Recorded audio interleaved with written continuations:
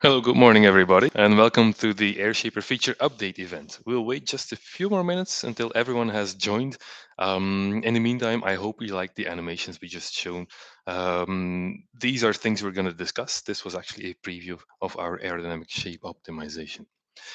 So maybe a short word of introduction, just to go over the agenda today. We will talk about rotating elements, which can either be a wheel on a car or a propeller on a drone. We will also talk about mesh refinements. So the mesh is actually your resolution, let's say your 3D resolution of a simulation. And then we do this in 3D for CFD or computational fluid dynamics simulations. And we will see how we can actually adaptively refine this mesh, provide more cells, more precision, more accuracy locally where it's most needed in the flow pattern.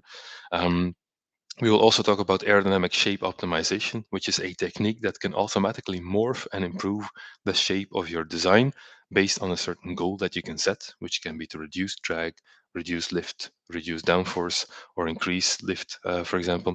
These are all possible, and then we will go over a number of smaller tweaks that we've applied over the months. So it's now 10:02, so I think we can get started. So the first thing we want to discuss is to look at rotating elements, and there's two options that we provide at AirShaper. One is the one on the left, which is one of many options to mathematically represent rotation in a CFD simulation or computational fluid dynamics simulation, and that is called a rotating wall boundary condition. It's one of the most simple forms of modeling this, but then again, it's also one of the most robust ones, not increasing calculation times by too much. Um, Basically, what happens is that relative to a certain axis of rotation, you have a certain radius, which is a distance to that axis, and you have a rotational speed. And for each point on the surfaces that are included in this approximation, we will actually tell the software, or the software will say to those points on those surface cells that they have a certain tangential velocity. We will not take pumping effects into account. That's more advanced, and that's actually what we do for propellers. But for wheels, we only do this surface property, which will increase the pressure on the tire because you have a pressure buildup, and it will influence the surface friction on the surface of the tire, the rim, and so on. Now, to set up this, we actually have an example here. While this is loading, so what we do at AirShaper, when you upload a 3D file, which is a full STL file, just one single STL file of an assembly, for example, we will automatically split that model into separate components. You don't have to do that yourself. We have an algorithm doing that for you. After which you will be able to select individual components to actually set up rotation. So to set up rotation, we do require the vehicle to be on the ground and moving. Oh, sorry, like this on the ground, not a flying car. We ask for the velocity, which in this case could be 100 kilometers per hour. Then we ask you to select the units. In this case, it's millimeters, so the car is 4,400 millimeters long. And once this is all set up, you can actually click this button, which will enable the interface to start selecting rotating wheels. The only thing we ask for, as it says here, is to just click the tires, because we have a code that will automatically click things that are inside the tire, or just sticking out slightly, like the wheel rims and so on. So you don't have to set that yourself. So if I click the wheels here, just the tires, what you see is that our software will automatically detect the axis of rotation for you.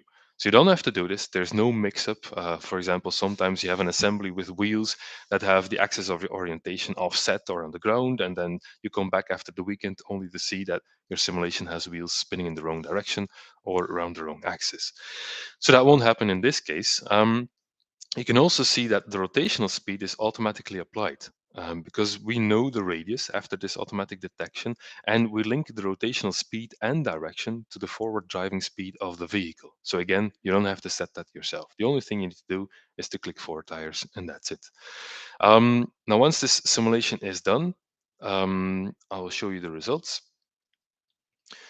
So while this is loading, by the way, AirShaper doesn't require you to install anything to view results.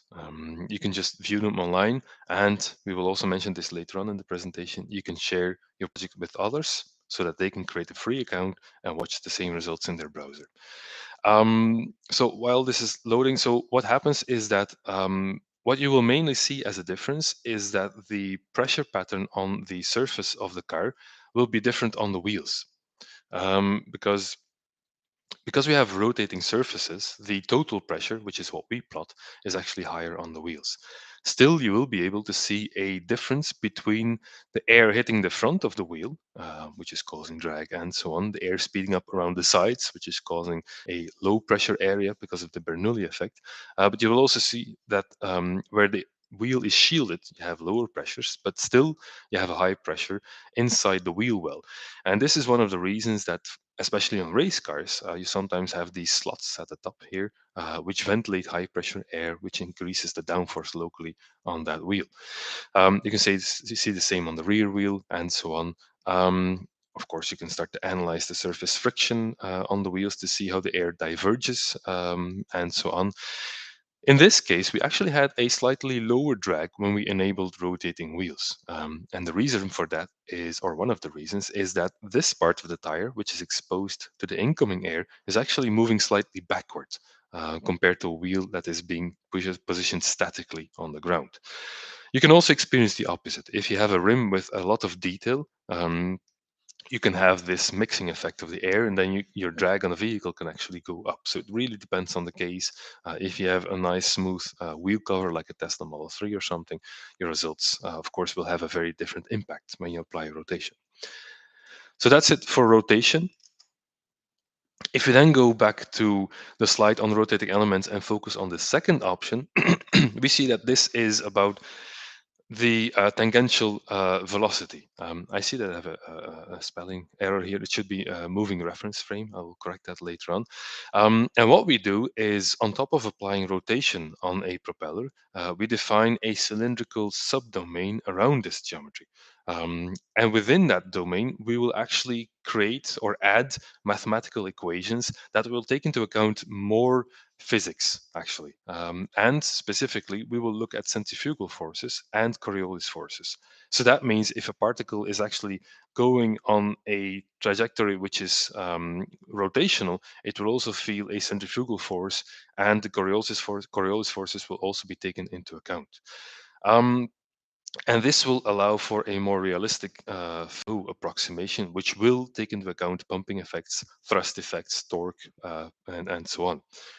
The way to set this up in AirShaper is very similar to the one for rotating wheels, only this time we have to make the object fly above the ground before we can actually gain access to this option. So I use a very simple drone here. So if I position this in a more or less realistic way, so with the propellers up, then give it a forward tilt of maybe 20 degrees.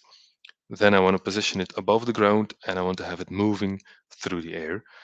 This is a very small drone. It's just 200 millimeters. So I'll select millimeters.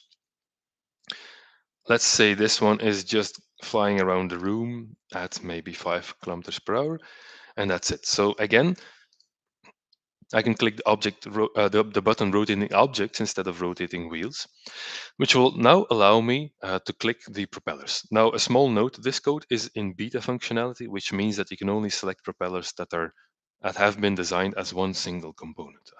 And later on, we'll also add functionality, perhaps for multiple component propellers, and we will add output data for thrust and torque and so on. So if I click this propeller, what actually happens is that our code will again detect the center of rotation, as you can see.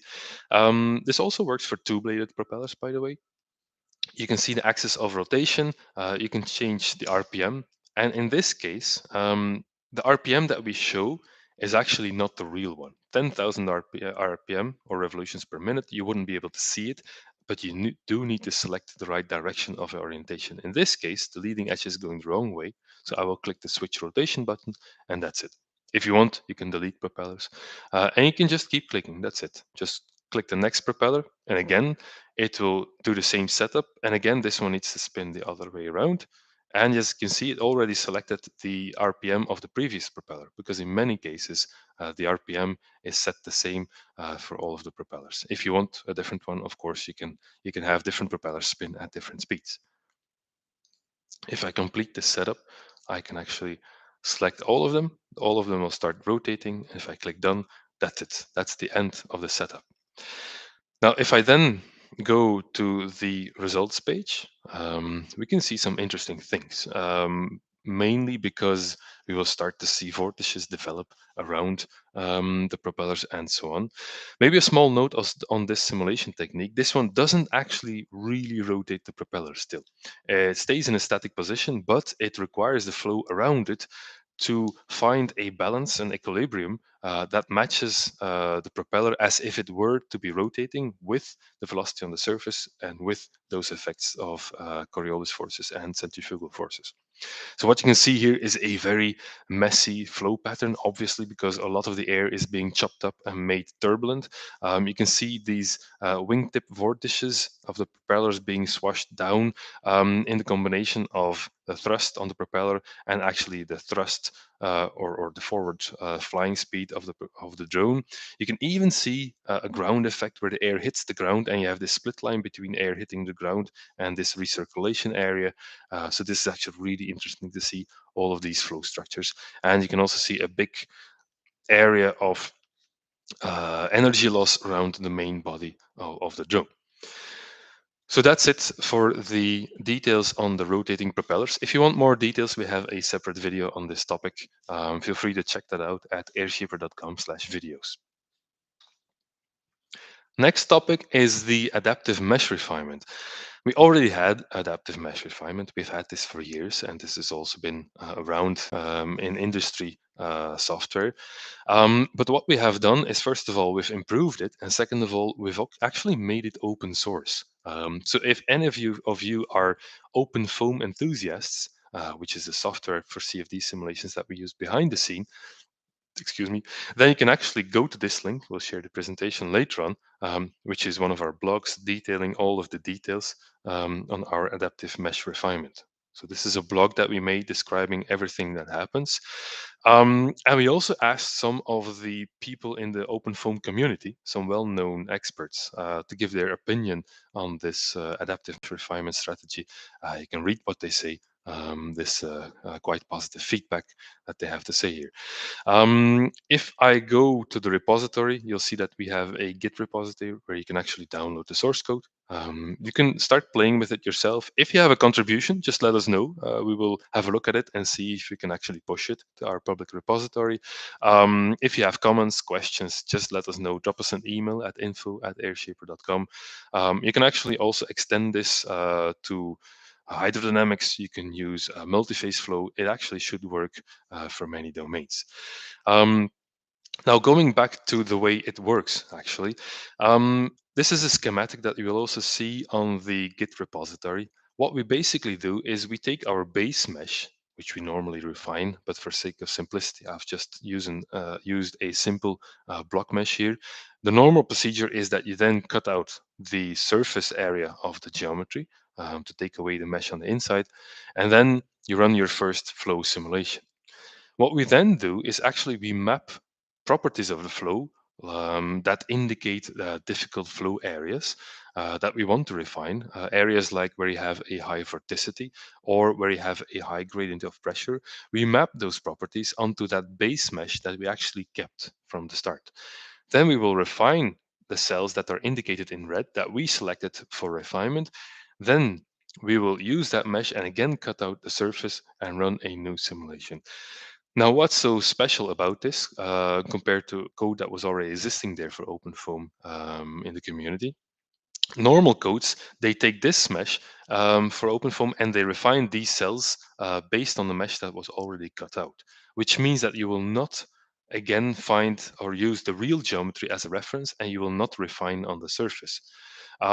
Which means that if you had a sphere with maybe 20 elements around, you will just divide those linear elements of the sphere into new elements, but put on the same lines of that sphere. Whereas in our code, we will again use the uncut mesh, again cut the mesh of the sphere and have more detail and a better approximation of the real sphere.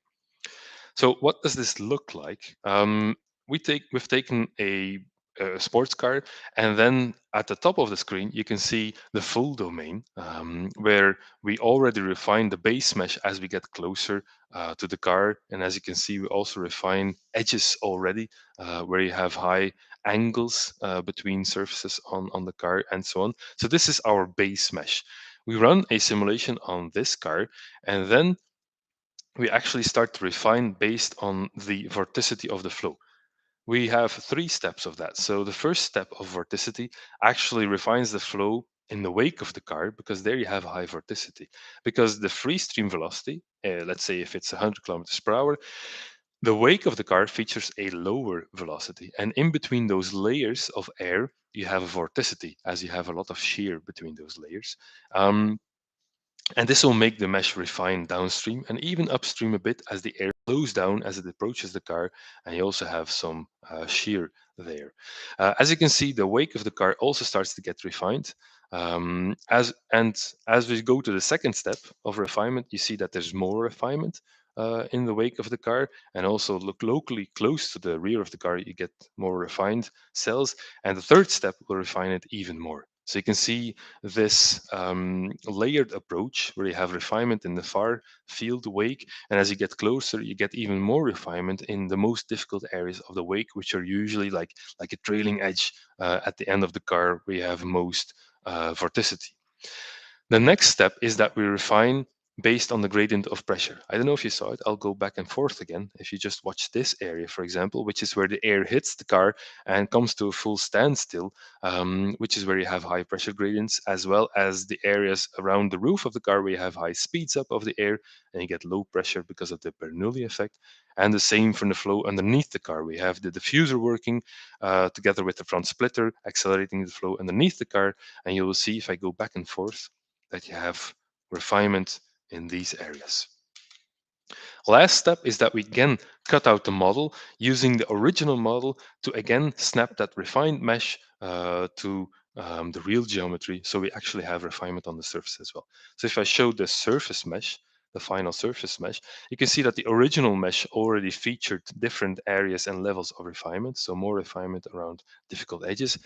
But as you can see, the edges around the headlamps, for example, you can see still some core cells there. You can see that the brake pads and so on were not as accurately captured as in the final mesh, because in the final mesh you see that high pressure gradients, like in this geometry where you have local low pressure areas as the air jumps across this cavity, as the air jumps across the compartment for the windscreen wipers.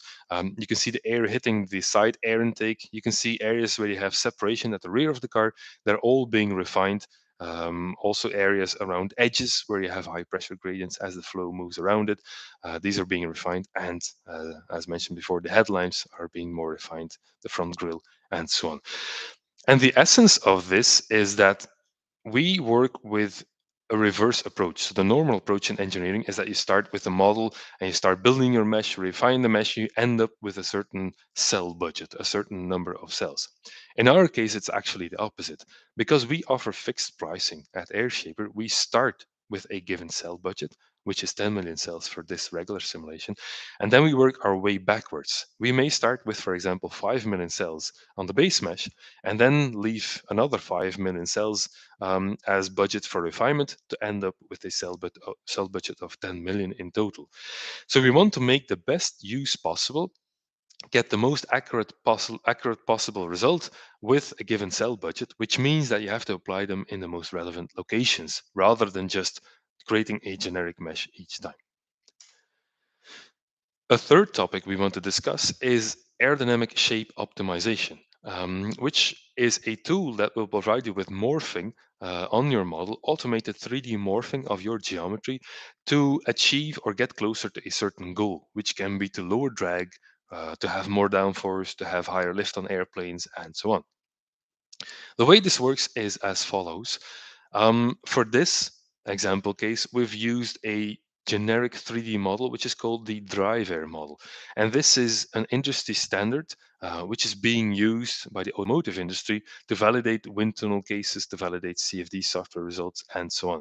So you can see that it's actually kind of a crossbreed between an Audi A4 and a BMW 3 Series. Um, to use this optimization, let's first set up the simulations as we would normally. It's on the ground, it's moving. Let's again make this one move at 100 kilometers per hour. This model is not 4,000 meters long, but 4,000 millimeters. So we change the scale, and that's it. I'll just skip the wheel rotation. We already covered this, even though we can actually add this to this one. And then we have two options. One is to optimize a part. If I click this one, I could select a mirror, and it will just optimize the mirror. I want to show you the more interactive version, which is to click optimize region. So now I get an interactive interface where I can actually draw an optimization or design space, if you want to call it that way, um, to the area that we want to improve. In this case, I actually want to improve the rear diffuser of the car to get lower drag. So what I can do, I can just hit S to scale this box, which means I can actually make it a bit flatter to fit in between the ground and the diffuser. And then I'll just press T again to translate.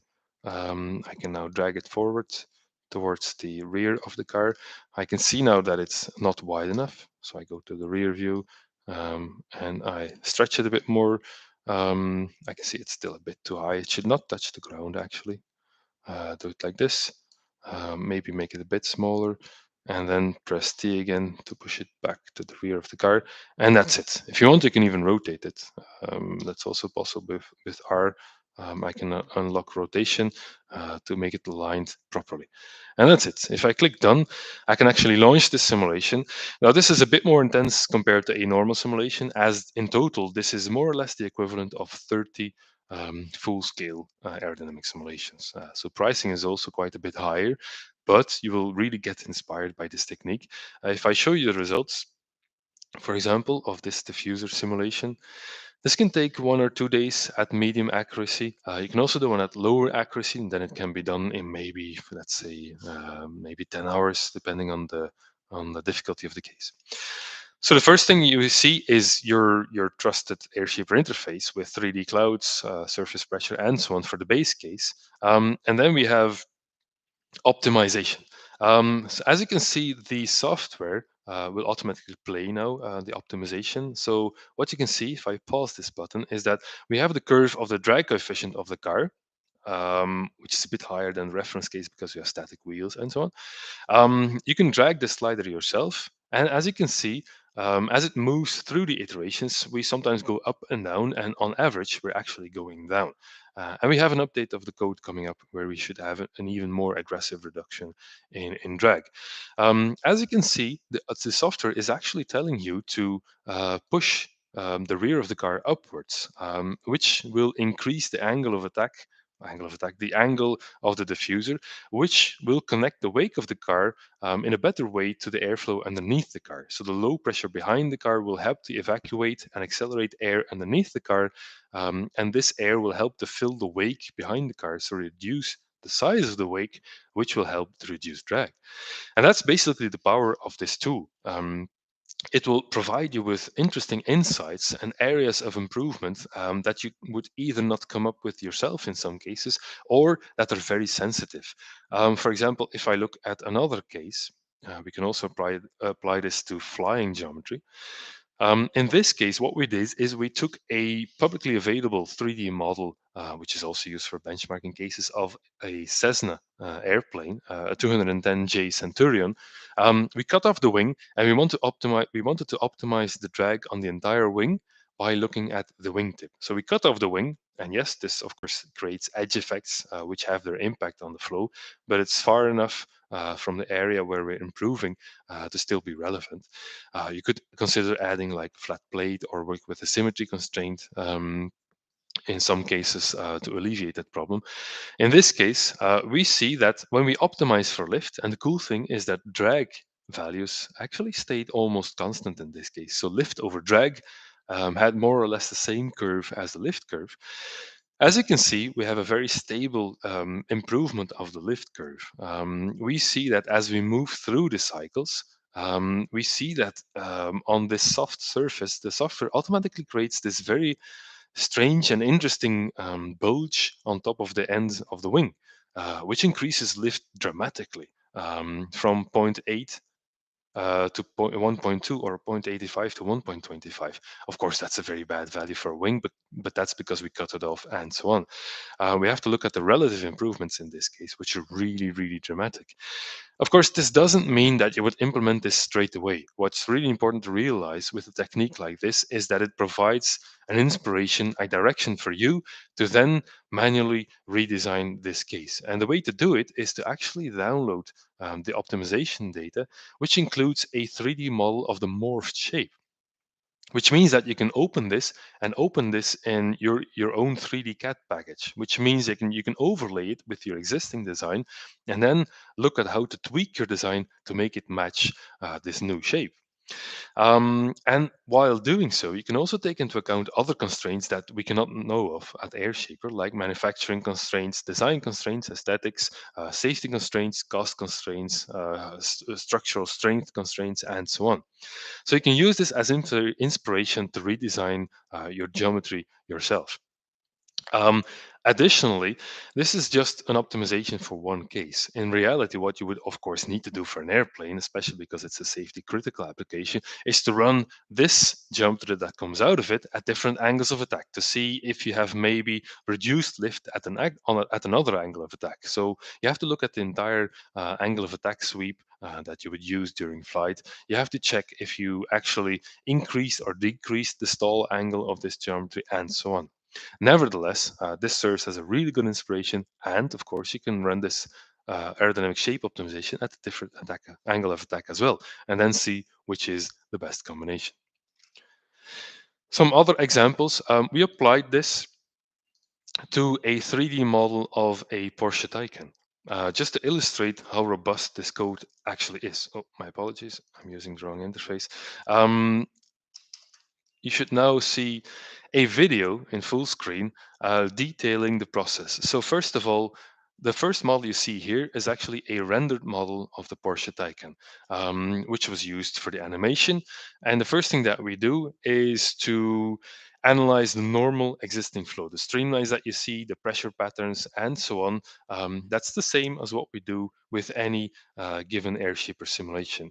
And then the next thing we did was to ask the software within a certain design space, which is the white lines, the box that you see, to optimize the car for actually higher downforce, which is a lower vertical force on the car.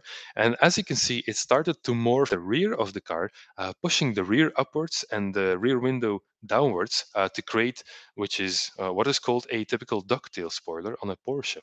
And of course, designers would come up with this themselves, as they have actually at Porsche. This is just to illustrate how our software does exactly the same as what designers would do. The second video we want to show you is actually the Aptera, which is a highly efficient solar electric vehicle, which is being built in the States. They're now building prototypes and normally going to production later this year. Um, Let me just see. I'm not sure if the video is playing. It's not working. Let's try again and see if it works. Seems to be working now. Fantastic. Um, as you can see, again, we analyzed the existing flow patterns on this car, which was already very, very aerodynamic. And then what we did was to ask the software to optimize this geometry in many key locations. We did many locations because we're just showing three of them here.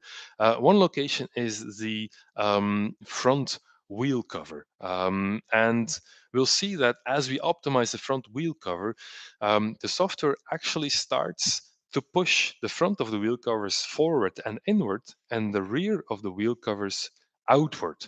And the cool thing is that this actually highlighted something that they weren't aware of yet, is that there's already an existing flow pattern around the cabin, which is not just parallel to the driving speed, and it actually aligns the wheel covers with that area. We also saw the rear skirt being pushed inwards to align the flow downwards across the wheels, and we saw the software push the tail of the car actually to a more narrow shape to reduce the cross-sectional area at the rear of the car. And again, this is the power of this technology. We can actually see that the software is inspiring the designers to come up with new and interesting shapes, which they hadn't come up with themselves, and we were left with a tremendous reduction in drag on a shape that was already very aerodynamic. We haven't had the okay yet to share numbers, but hopefully in the future we can actually share with you how much the drag was actually reduced. Um, a third and last example I want to show you is again an application on a 3D scan of a car. So, forgot to mention this in the Porsche. The software works directly on 3D scans of cars, which are models which have sometimes difficult surface geometry or surface structure. They have gaps and holes with the airflow leaking to the inside, and so on. It just works directly on such models, which actually really speeds up the airflow. Sorry, speeds up the workflow for users in the automotive and other industries, as they can just take a 3D scan of their own car, a previous model, or the car of a competitor's model, run an analysis on it, and be inspired as to how to reduce drag. We did this one together with the National Technical University of Athens, which are actually the people who are implementing this code, this adjoint optimization code, into the OpenFOAM library, which is what we're using. And together with them, sorry, we applied this to the Volkswagen ID3 and wrote a paper about it. So they wrote a paper together with us, and the conclusions were actually quite interesting. So we first make the simulation converge, and then we again applied an optimization region. And as it went through the cycles, at cycle number 13, we were left with a drag reduction of slightly above 5%, which is actually huge in automotive terms.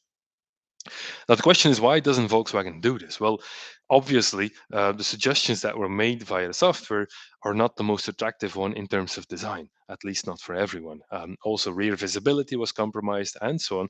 But again, this really serves as a very fast inspiration tool to understand where the biggest areas of potential are in terms of optimizing drag. Imagine you're a designer and you run an optimization at the rear of the car, at the front nose, at the roof, and so on, and you know that maybe the nose will give you a potential of 2%, the rear of the car 5%, the bottom of the car and the diffuser maybe 3%. They actually know where to look for to find the highest gains. If you want, you can check this paper. It's on our website. If you just go to airshaper.com/research, you'll find this and other research papers to get inspired and see how this technique works, find more details on the flow results, and so on. So if you go back, that was the end of our explanation on aerodynamic shape optimization. We have a lot of other small features that we implemented over the months and years. I'll start with this one actually, which is the orientation gizmo. It's a small one, but it's actually quite useful. What we have done is, as soon as a project is loaded, people were asking us, can we just get like a side view, top view, and so on. So this is just an example of a drone. So if I want to have the side view, I can just click on this one. I can click on the top view, and now you'll see a smooth transition from one angle of one view to another view. That's one thing. Also, as mentioned before, you can share projects. So if you just enter an email address of someone with whom you want to share your simulation results, you can just do so. If you hit the share button, they will get an email saying that they're invited to see your project. If they don't have an account yet, they first need to create an account, which is free, and then they'll actually be taken to that project page. If they already have an account, they will just go straight to the project page. Another thing I wanted to mention, actually, one thing I forgot to mention, I will do it now, is that if you look at the results of a simulation with rotating wheels, is that on top of the drag coefficient that we calculate, we will also calculate the lift coefficient of the car. And because we know the position of the front wheel axle and the rear wheel axle, we know the wheelbase of the car, which allows us to automatically calculate the aero balance by showing you the front lift coefficient and the rear lift coefficient. And of course, if you add those up, you get the total lift coefficient. But this is really interesting to know what the aero balance of the car is. And typically, on a well designed car, you would want to tune the aero balance, which could be 40% downforce at the rear and 60 at the rear, 40 at the front, 60 at the rear, with the mechanical weight distribution of your car. Because as you then speed up with the car, you don't see a change in behavior because the aero balance is doing the same as the mechanical weight balance on the car. So imagine your weight balance would be 40% at the front and 60 at the rear, and your aero balance would be the opposite. As you then go at slow speeds, you maybe have a bit of oversteer as there's too much weight at the rear of the car. And as you speed up, you get a lot of push at the front of the car, which will make the front end grip a lot. And then again, this will change the behavior of the car. So this is good practice to tune the air balance to the mechanical weight distribution of the car. If I go back to the presentation and go to other features that we had, we also have a more intuitive way of actually showing the it's already zoomed in, that's perfect. Showing you the difference between a basic, a regular, and an advanced mesh. Because very often people ask us, what's the difference? What does this mean? So, for example, if you go for a basic mesh, you can see that we capture basic geometry like the mirrors and front headlights and so on. But if we change this from basic to regular, you will see that, for example, the front grille, there's just a few spots that are being captured by the mesh, and other than that, they're just flying around. You can see the front headlamps here not being captured properly in the final mesh. You can see actually the wheel being glued to the inside of the car because the resolution is not fine enough to actually get inside this gap. If you then move to basic, you can see that these problems are already resolved. You have a lot more accuracy on the mirrors as well, on the front headlamps and on the grille. If you then really want to go to very advanced and small scale flow structures, like how the flow develops around parts of the windows, how you actually get flow separation very locally around the A pillars and so on, then we recommend to go an advanced simulation. I can actually push all the way to the basic simulation to get the comparison to see how much difference you actually have. So if I now move the basic to the right, you can see that the difference is actually huge in terms of how many cells you get on the window and so on. On the advanced one, you can actually not even make out individual cells anymore at this resolution.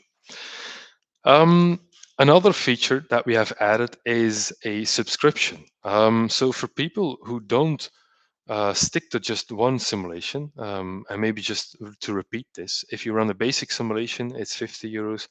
A regular simulation is 500 and a top one is 2,500 per simulation. Um, if you are working on a project where you want to run multiple simulations, maybe mix a few basic ones with a regular one and do a top one, an advanced one just before you go to the winter or something. And if you want to get extra consultancy, you want someone to help you interpret results and so on, then we have what we call a subscription. A subscription is actually a 9,000 euro or $10,500 package that will provide you with credits which are valid for 12 months. And you can actually spend those credits freely as you want on simulations or actually consultancy. And the cool thing is that this makes the price go down from 500 euros for the regular or $600 to 150 euros or $175 for a regular simulation. So this allows you, if you want to spend all of those credits on regular simulations, to run 60 of those simulations, or you can choose to run maybe 20 basic ones, 40 regular ones, maybe three or one advanced simulation, and use some credits to get our consultancy to get advice on how to interpret results, how to improve your design, and so on. So this is what our small to medium businesses customers are using, as well as the large ones. Then we also have an F1 in schools program. If you're not familiar with F1 in schools, this is actually a very cool competition, which is part of the STEM mechanism to boost sciences, technologies, engineering, mathematics, if I got that right, where actually students at different levels, at different grades, are asked to design and optimize a miniature Formula One car, which is propelled by actually compressed air cylinders. And they just have to get to the get to the line as quickly as possible. We have a video explaining this if you want. You can check that later on. And the cool thing is that those teams, if they're an official team, which they can actually prove by having their teacher send an email from the official school account, if they make 2 social media posts about the collaboration with AirShaper, which is the nice exposure for us, in return, we provide them with 8 free basic simulations, which is still the lowest accuracy level, but still it allows them to gain insights into aerodynamics. One of the changes between these projects and normal projects, a normal project is always confidential, private, and only visible to you unless you share it by default. If you go to F1 in schools projects, these are by default made public, which creates a kind of community feel, an open source approach to aerodynamics. So you can click on any simulation that you want from a competing team actually and see what they are doing. So this will load and this will provide the teams with basic flow insights, even though the simulation resolution is relatively low. So as soon as so this one, for example, you can see that sometimes mistakes are made. This one was put above the ground, and then we get emails asking what to do and so on. So you can iterate, use the 8 simulations as good as you can. So I would recommend to just go through our video library, airshaper.com/videos, to understand the best ways of setting up a simulation to spend those credits in the best possible way. If I then go back to our presentation, another thing we have added or allowed or improved actually on our platform is simulation times. We constantly work to improve and reduce simulation times. And one of the ways for us to do so is to improve our cloud infrastructure. And we work, as you may know, with the Google Cloud, which means that we inherit their data security policy which includes encryption and so on. We add our own security layers. And another thing that we did was to actually work with different types of CPUs. And in this case, we were given beta access by Google before these were actually released to the public to test their new AMD EPYC processors on new virtual machine types that were available. We did lots of benchmarking and we saw that these actually provided us with a nice speed improvement. You can read all about the speed improvements on this blog that Google made about AirShaper. This is our testimonial. And we also did one together with AMD directly, where they provided actually a bit more details on what we did together. This again is a small case study, but if you want, you can actually read the full case study by downloading this PDF that's also available on their website, detailing the type of instance that was used, the performance gains that we got, both for our cloud solution and our on-premise solution, which is our own development infrastructure, and so on. So if you find this interesting, please do get to that page and download all the details. Then what we also did is to improve the image resolution in reports. We often get asked, can you increase the resolution because we want to use the information for commercial purposes, for marketing, which you can always do, by the way. If you run a simulation, the results are yours to use freely as you like. So we increased the resolution of a regular simulation report to full HD, and a advanced simulation now has a resolution of 4K. So you can really get all those details nicely in your content. Maybe one of the last things I would like to show is the logarithmic wind profile, which actually allows you. Okay. Yeah. Just a second. Yeah, I'm loading the report and the simulation at the same time. What you can do when you are looking at a building, for example, which is typically quite high in terms of lowest and highest point above the ground. In that case, the airflow that is coming in is not just a uniform airflow profile. As you will notice in norms and literature and so on, the higher you go in our atmosphere, of course, up to a given limit, the higher the velocity will be, because at ground level, the air sticks to the ground and is being slowed down either by sticking to the ground, even the sea will slow the air down, or buildings or trees and so on. And there's something called the Eurocode, and you have norms and regulations in different parts of the world as well, that actually provide you with the relevant wind speed if you want to analyze the forces on a building or structure and so on. So if I switch to logarithmic, I can actually select a terrain category, and you can find the details on these categories within these official norms. So category 0 means no obstruction at all, which is open seas, and category 4 means a built urban environment where you have a lot of flow obstruction and slowdown of the air. So imagine if I select category 2, and then we ask for the reference flow velocity at 10 meters above the ground. So imagine that's 7 meters per second. I can enter 7 meters per second, which is this one. And then I can actually go to the full simulation results. And you will see that if I go to the end, sorry, that's not what I meant to do. If I go to the end of the report, and this takes a while because my computer's now sharing results and showing things at the same time. I think I overdid it a bit. Should go back. Yeah. If I look at the velocity profile on this image, you can see that actually the input velocity profile is not uniform anymore. You can see low velocity at the bottom where the air is sticking to the ground, and then it actually speeds up, or the velocity actually increases as you get to higher levels above the ground. So this allows you to again get more accuracy out of your simulation with the same cell budget. If I then go back to our full presentation, this was actually the end of the AirShaper feature update. So thanks a lot for attending. I really hope you liked it and that it was clear. If you need any links, just let us know. We will drop the links in the comments later on as this video will be published. And then you can actually check what you need at your own pace in your own time. So now I want to ask if there are any questions. So I hope you liked the webinar.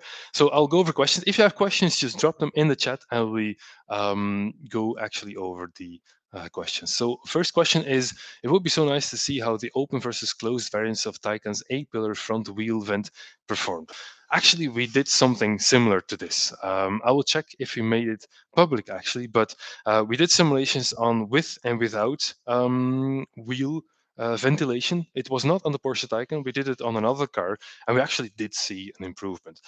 What we also did was to actually sorry, looking at the questions at the same time, was to cover the rear wheels. As you may have seen, there's a car called the Lightyear 1 which has rear covers for the wheels. It has a drag coefficient of less than 0.2, and we covered the rear wheels, and again I will drop the link in the comments to point you to that conclusion. And again, we saw quite a lot of drag reduction.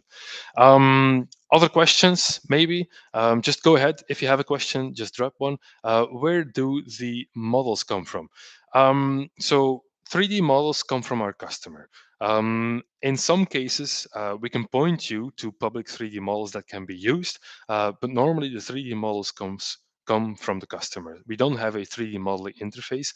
We work with STL files, which are a generic file format that can be exported by any given 3D software, which with perhaps a few exceptions, but all of the major ones, whether it's Creo or Onshape or SolidWorks, they can all export to STL, which means we can support any given 3D file CAD environment. Another questions. Did I see correctly that you had a report for the basic simulation of the building you showed? This is indeed not standard. So we can actually manually generate a report for a basic simulation, but by default, this is not available. We can actually generate this. I did this to have a fast representation, but by default, this is not available. But what you can do to analyze this shear profile of the velocity, or this logarithmic profile, You can always download the full simulation data, whether it's a basic, regular, or advanced simulation, and make the slice that I showed you in the report yourself. We have, or not we have, there is something which is called ParaView, which is paraview.org, I think, which is an open source scientific viewer, which you can use to actually see the results of AirShaper data, which is provided in default open form format. So anything that you see in our viewer can actually be replicated by yourself at no extra cost by loading the data into ParaView. Um, I hope that answered your question. And thanks for joining, by the way. It's nice to see also some of our customers. And there's also a live stream in case you missed this one later today for different time zones, which will be at 5 p.m. European time. Which I don't know by heart translates to an early morning in the States at 8 a.m. In the United States. Of course, depends on where you are in the States, but we covered most of the time zones. So I hope that was clear. We're getting to the end of our session. If you have any questions whatsoever, you can see info@airshaper.com there on the slide. Just drop us an email and we'll get back to you as soon as possible. If you have feature requests, by the way, things you can think of that would be useful to you and the general audience, just drop an email and we'll see if we can actually include it in our automated workflow. So thanks a lot again, everyone. This will be stored if you want to view it later, and hope to see you soon. Thanks for watching. Bye bye.